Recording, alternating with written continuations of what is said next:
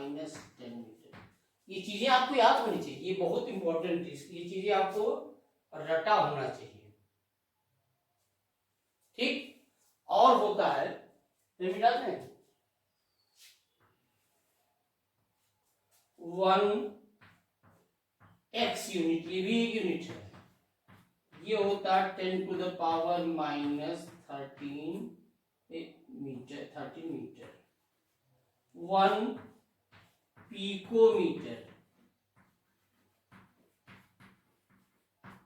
pm, ये होता है आपका 10 to the power minus 12 metre. और होता है 1 फेम्टोमीटर, क्या होता है फेम्टोमीटर, जिसको हम 1 फर्मी भी बोलते हैं, क्या बोलते हैं फर्मी, फेम्टोमीटर क्या बोलते हैं फर्मी भी बोलते हैं। ये होता है 10 to the power minus 15 metre. ये चीजें आपको बेसिक चीजें आपको याद रखना पड़ेगा, क्योंकि इसका फिजिक्स में न्यूमेरिकल में बहुत ज्यादा यूज आना है। तो ये क्या हो गया, ये आपके छोटे डिस्टेंस है, फर्मी हो गया, नैनोमीटर हो गया, पिकोमीटर हो गया, माइक्रोमीटर हो गया, ये क्या है दीज आर माइक्रोस्कोपिक। कुछ बड़े भी यूनिट्स हैं, क्या है कुछ बड़े यूनिट्स, उसको भी देख लिया जाए। जैसे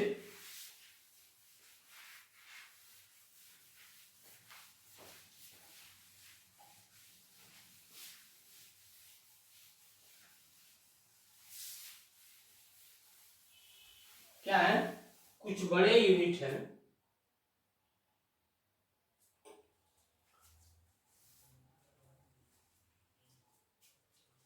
हमने लिखा बिगर units,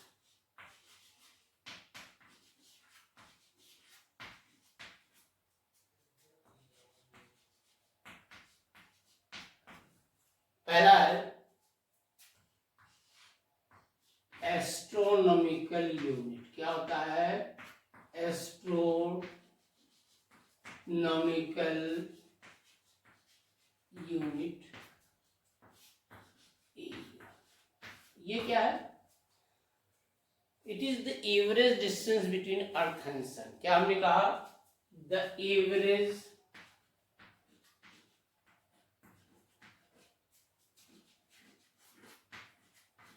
distance between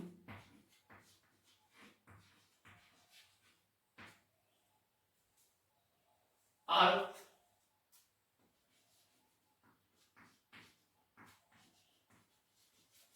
and sun क्या है, ये 1 एस्ट्रोनॉमिकल यूनिट होता है, ये होता है 1 AU होता 1.496 into 10 to the power 11 metre.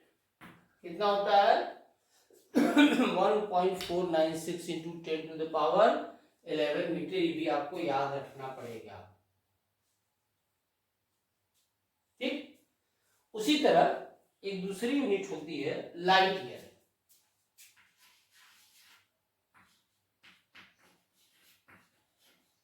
Light year ये तो आप जानते हैं, ये क्या होता है the distance travelled by the light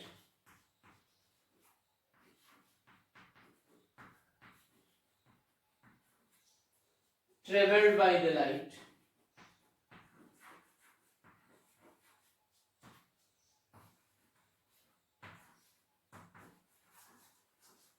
in 1 year, एक साल में जो भी लाइट डिस्टेंस ट्रेवल करती है इसको क्या बोलते हैं 190।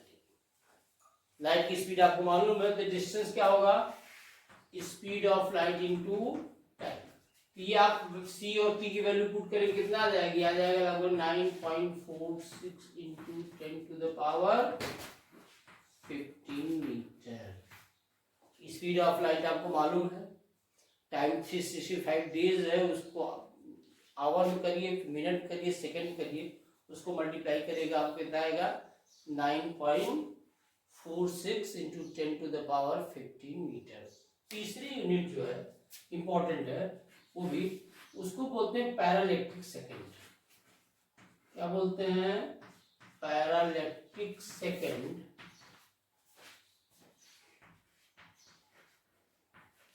या उसी को बोलते हैं पार्सेक। क्या बोलते हैं, पार्सेक। ये होता क्या है, देखिए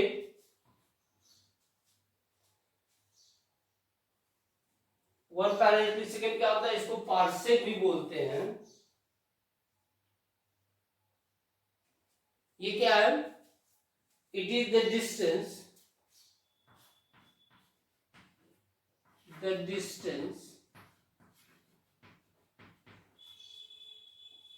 at which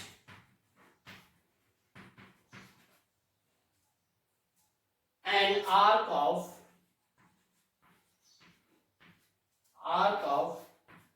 one astronomical unit subtend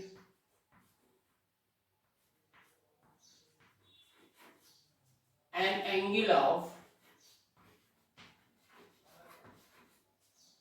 कितना, 1 सेकेंड। इतना छोटा एंगल जहां एक एस्ट्रोनॉमिकल यूनिट मतलब कितना हो गया, 1.496 इंटू 10.11 मीटर का आर्क हो, और जितनी दूरी पे जा करके वो एक सेकेंड का एंगल सबटेंड करता है, उसको क्या बोलते हैं, 1 पार्सेक। इसके देखिए इसकी वैल्यू कितनी आनी चाहिए, इसको चेक कर लीजिए। क्या हमने कहा, arc should be of 1 astronomical unit। 1 astronomical unit अभी आपने लिखा था क्या, 1.496 इंटू 10⁻11 मीटर। कितना एंगल सबटेंड करे, 1 सेकेंड का। तब ये क्या होगा, ये होगा डिस्टेंस 1। आप समझ सकते हैं 1 सेकेंड का क्या मतलब हुआ। 1 डिग्री जो होता है वो 60 मिनट का होता है, और 1 मिनट जो होता है कितने का, 60 सेकेंड का। मतलब 1 सेकेंड कितना हो गया, 1/60 इंटू 60, मतलब 1/3600 डिग्री। तो समझ रहे हैं, एंगल कितना छोटा हो, 1 डिग्री का 36वां भाग। तो इतना छोटा एंगल, इतना बड़ा आर्क जो एंगल सबटेंड जो जहां सबटेंड करे वो डिस्टेंस कितना होगा, उसी को बोलते हैं 1 पार्सेक।